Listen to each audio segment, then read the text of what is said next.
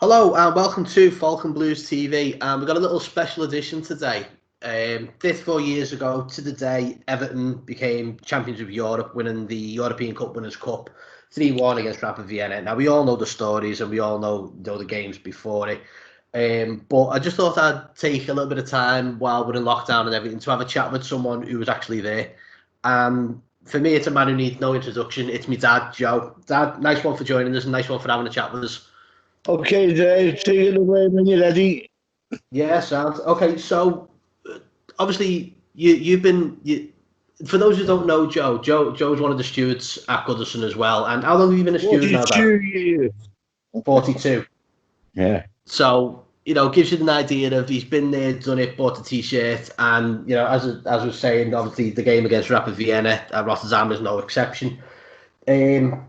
So, Dad, just talk us through that period as well, if you don't mind, because obviously I was still very young, Phil was very young, but we were talking yesterday. It was 1966. Everton had won the FA Cup. Oh yeah. And, we could have spoke about that as well, but I think this relates a bit more to people. So tell us a bit in your own words what you felt during that period about Everton.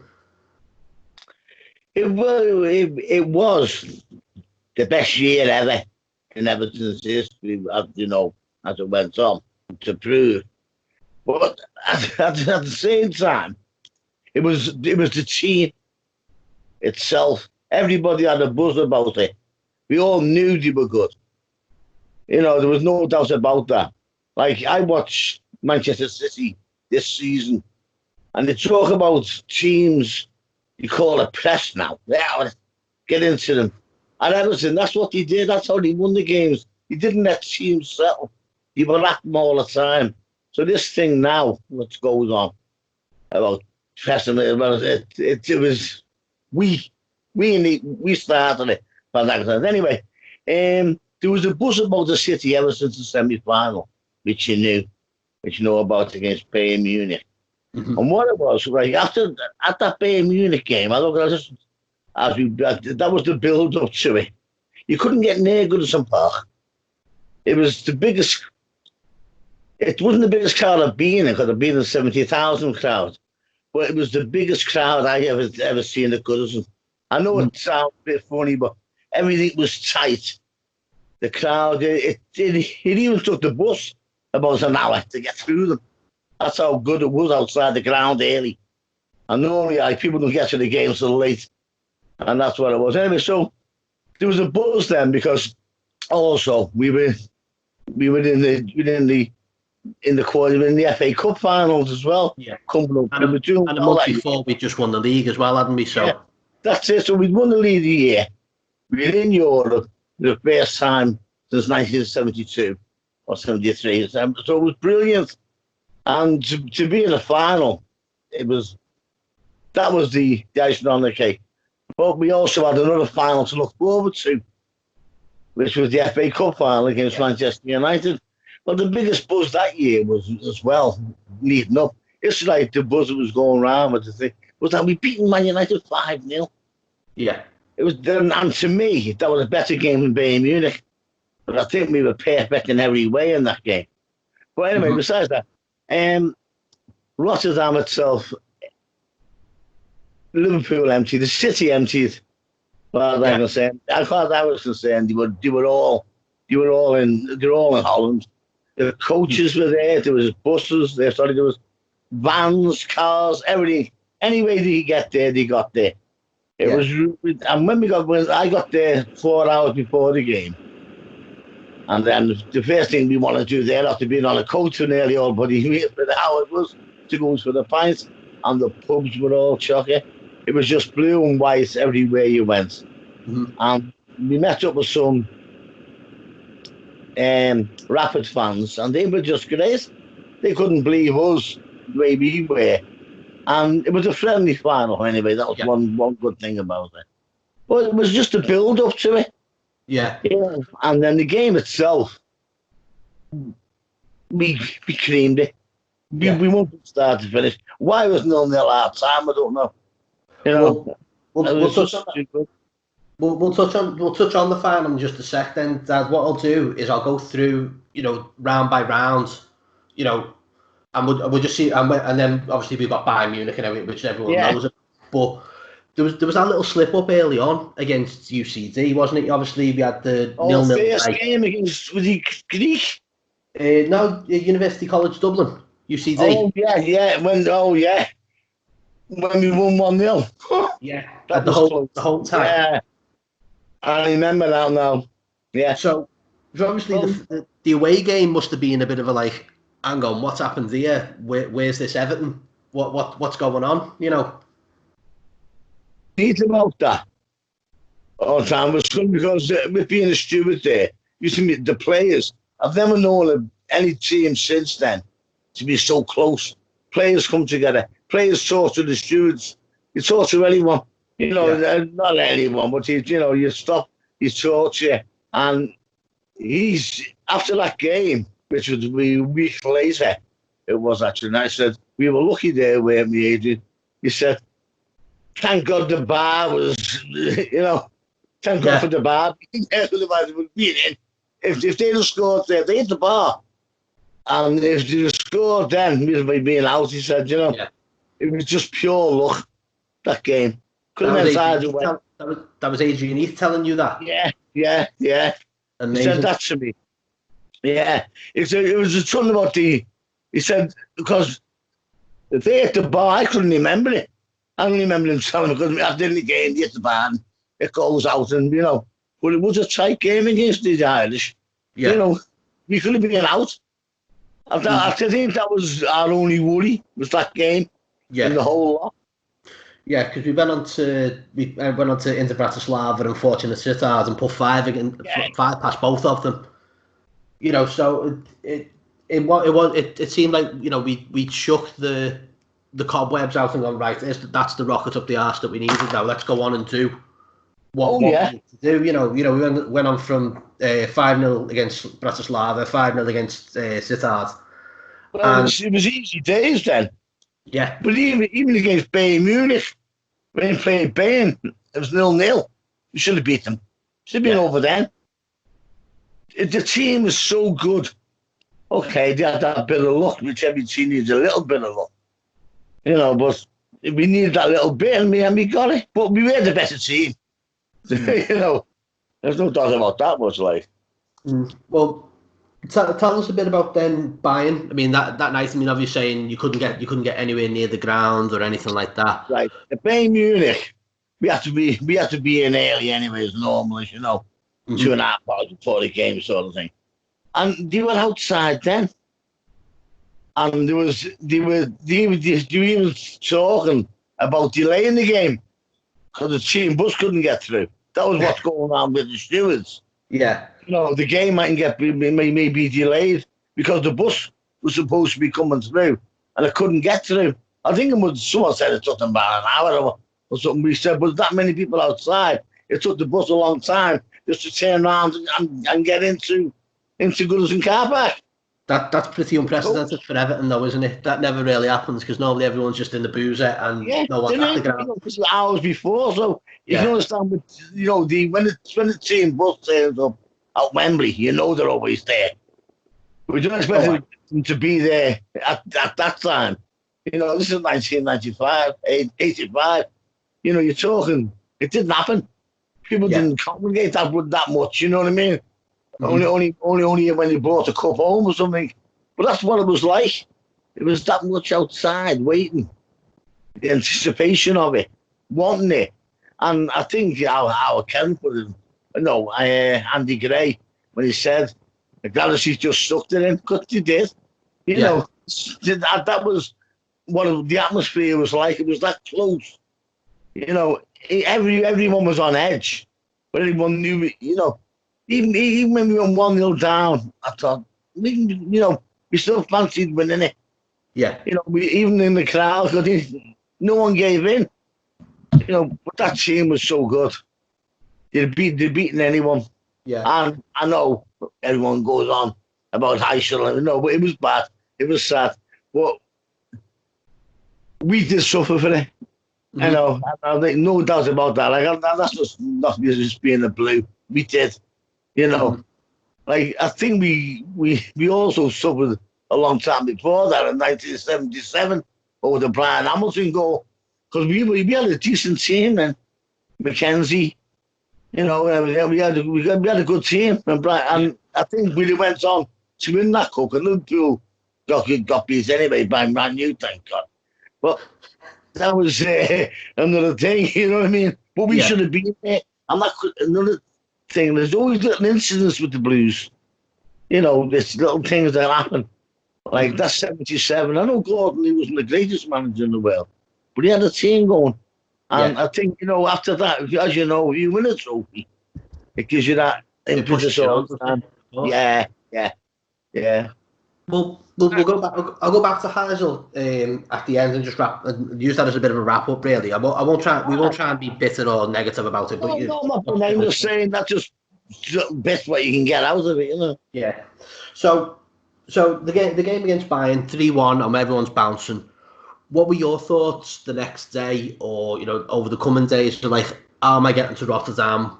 Who am I going with? How am I going to get the money? That kind of thing. Because it's obviously 1985. It's a difficult period in Liverpool. But as you say, everyone went. As you said, the city empty. But what was your? Was next. Yeah, exactly. So that was what it was. It was expensive for a lot of people. I can't go into the story because I might get done. Myself an insurance company after me, David. So, no, I can't tell that story to us. I just might get done, as you know. Yeah, we won't go into it. Yeah, I know the story. And if anyone wants to ask me on the slide, he can do.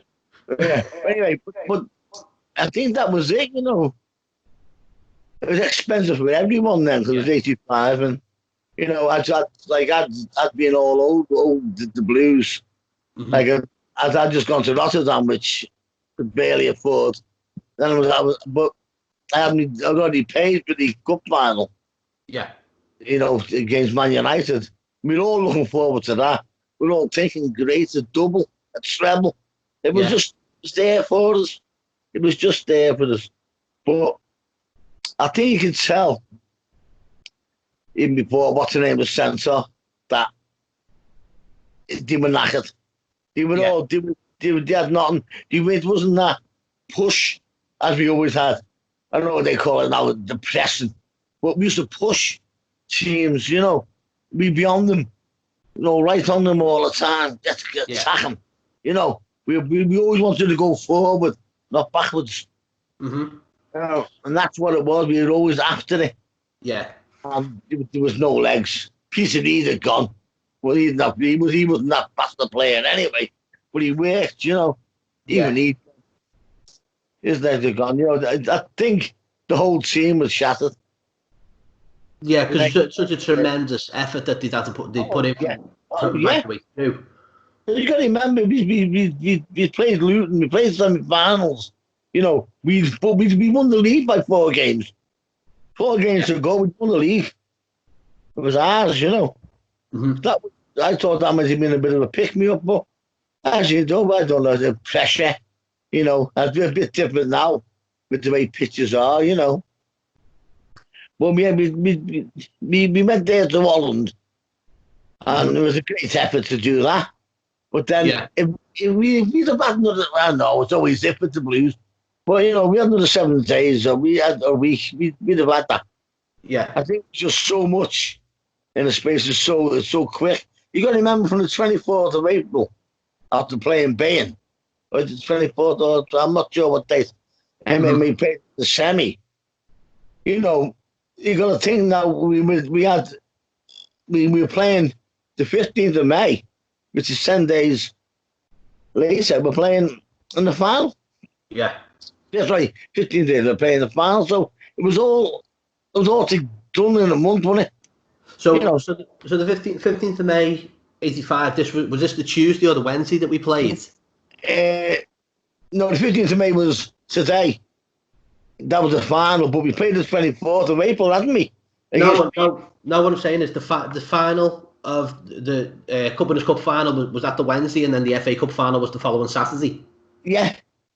So it was literally like 2 days to prepare. Yeah, exactly. So on the Thursday we were travelling back. So on the Saturday we were back there.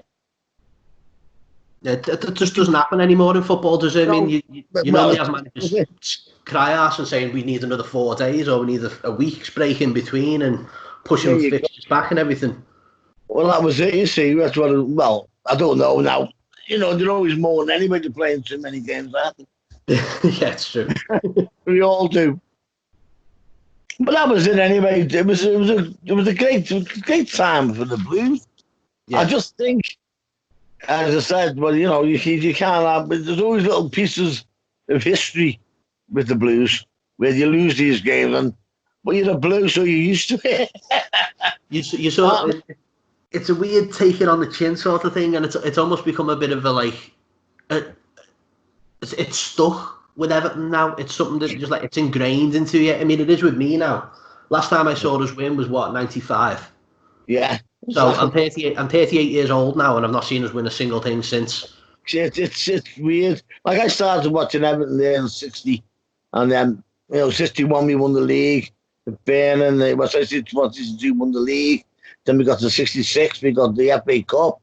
You know, which was a dream. Now, but that's 54 years ago. It's weird, isn't it? Yeah, 54 years ago. Yesterday, the 14th. You say 54 years ago, but you keep telling me that you're 49.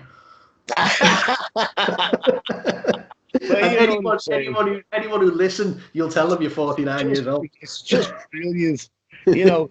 But the best thing is, though, if you're a Blue, you're a Blue, and it's nothing better because we enjoy every minute we win. If we win something, we enjoy it. We're not looking to the next one.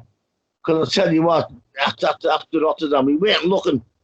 After that night, we weren't looking. Yeah. We were just getting bed. We were there then. We're enjoying our day now. You know. And I know people who went straight to London and camped outside. You know. Straight from Rotterdam, didn't go home. Still in the same club when I seen them, you know. So when did stayed there, camped outside. So you got there. You got there 4 hours before the game. When did you get back? When did you get back? It was the Thursday night, late Thursday night. Yeah. We even stopped off for a few drinks. You know? I should do. We were on the bus. We travelled by bus all the way. It was just great, you know. And you can imagine the toilets anyway. So. Well, when did you travel down to Wembley then, on the Saturday, or was it Saturday? Well, on the Saturday. And then, because what's the name came, I couldn't afford to take Phil to the Rotterdam, but I promised him the cup final, which he went to in '95. You see him on the book, don't you? Yeah. Right. So we were supposed to leave from the supporters club, right? But the bus didn't turn up. So it was me, Wally, John Brittis, his lad John, Wally, my brother, and Dave Whiston. So we had no car. So Wally had to go home and get his car because the bus hadn't turned up. Right, he got his car back, so we all couldn't fit in. We tried to get into the Volvo. So what we done was emptied John Brittis' work van. We all went in the back of the van. Bloody hell. You know, and that took us hours. Yeah. So I'm going to tell you what, I think we just got in about half an hour before the kickoff. Because there wasn't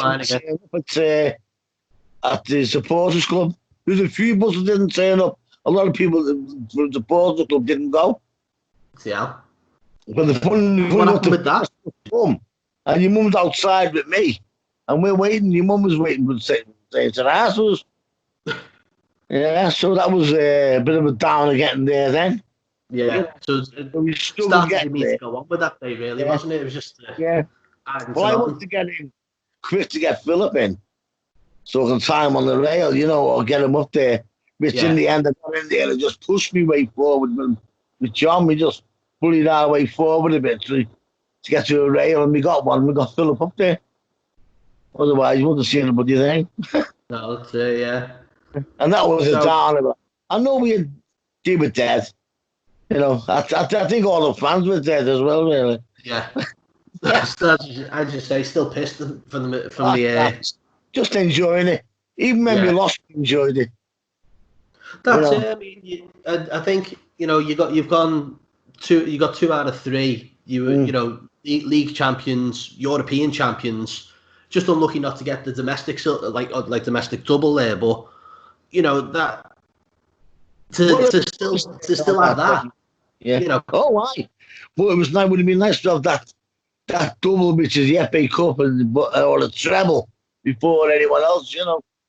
They've been really good. But one of the things there was, which doesn't happen now, I've even walked out in the finals myself, like against the Reds and when we lost against Chelsea. And I just walked out. At the end, I'm not waiting for them to pick up the cup. But Everton stayed. When you walk out when we've got you, I'm going, I'm not watching them pick it up. But you stayed. And it was quite good, really. You don't normally stay. That was one of the good things about today. Besides, I still got buried. Oh yeah, that's the main thing. Must have enjoyed yourself. Because we had the team to come up with, but it was only that time where a few players were really down at that time. Especially Peter Reid. He took it to heart. And he come down, but we still had. It's like when Liverpool beat us when they won the bloody double, and Peter Reid said, "Oh, I'm a call on no bus," Going around with nothing, So we didn't bother us, But that was one of the things when you had the red and the blues together, Yeah. Yeah, but then again, that's another thing. Okay, so we'll just finally touch on what you were saying about Heysel and everything. I'm trying not to dwell on it too much because we're talking about all the good things about Everton. It was no one's fault. That just happens. Go on. But do you think that it was not just harsh on Everton, but just harsh on football in general for the length of the ban and the ban in general? Yeah, it's like punishing everyone for something you didn't do or you weren't there. It's like it seemed like it could be up and coming, at a good side, ready to be the next whatever, and they will stop them doing it. And I'll tell you now, I really believe we had the making of a great team. I'm not saying we would have won the European Cup. I won't say that, because you can't really say that. But we had the makings of a good team to keep going. Yeah. Which is, because you won. But at that time, Europe was coming big. As you know, that, as Europe go, it was getting bigger. People wanted to be in Europe. Money was coming into the game. More money. And that's one of the things which would have really boosted Everton. Just to be in it. Because, in the end, it was game money then. But it was really, really sad that everyone got punished for something somebody else done. Yeah. And I think that's what really annoyed me. I'm not blaming Liverpool fans for it. It wasn't them. It was the whole poor stadium. No one should have got banned. No one should have got banned, really. But, they just wanted a scapegoat for something they did. And it happened to be the whole English league. Yeah. Whereas you can't say Liverpool were hooligans in Europe, you mate. I've seen worse than that. In South America, they never played, and other places like that. Yeah. But it's one of them things. But to do that, if you're going to do anything, what they should have done was fine them. Yeah. Or a fine would have been better, because you don't earn the decent fans when you're banning people, aren't you? And I think Europe missed us in the end. They couldn't wait to get us back. Yeah, because there just didn't seem to be any kind of hype around it, did there? Yeah. Well, I still believe that, that's not being a bit of blue, which I am, anyway. No. But anyway, that's it. But I just think that if we hadn't been banned, we'd have done it. Yeah. I reckon we'd have been a better team coming forward. We'd have got more. Maybe got, you know, maybe wouldn't have won the league, maybe not won the European Cup, but we'd have certainly been. Now we would have certainly won it because we'd have been building on it. You know, we'd have built on that team. Yeah. In the end, we didn't build on it. We lost it. You know, I think like when everyone started to. Stevens going to Rangers. You know, Yeah. I think, you know, you leave the English First Division to go to a Second Division side. Yeah. That's what they were. I know you can say the First Division in Scotland, but they would know. They wouldn't have lived there. Mm. Yeah, I see what you mean. Yeah, never mind. Okay, well, obviously, you know, the whole thing was about Rotterdam more than anything, and the good time that you've had, and you know, and it's great that you've been able to share it with me, Dad. And you know, I know we talk a lot about Everton when we're together, and you know, it's good to hear from you as well. You know, just having a chat, not just talking about, you know, this lockdown or the bollocks that's going on. So I'll wrap it up to say thank you very much for joining me, Dad. Hopefully, you know, you're keeping well. So is my mum and everything else. Obviously, you keep in touch with her. You know the score. But for those of you who've joined, I hope you've enjoyed listening to Joe's stories. I'll try and get him involved for another one time if he feels up to it. Please make sure that you're subscribing to the channel of Falcon Blues TV and following us on Twitter. Until then, Joe, thanks very much for sticking around and having a chat with us. Up the Toffees. Right, take care, mate. Nice one. Take care, son. Bye. How are you, Blues?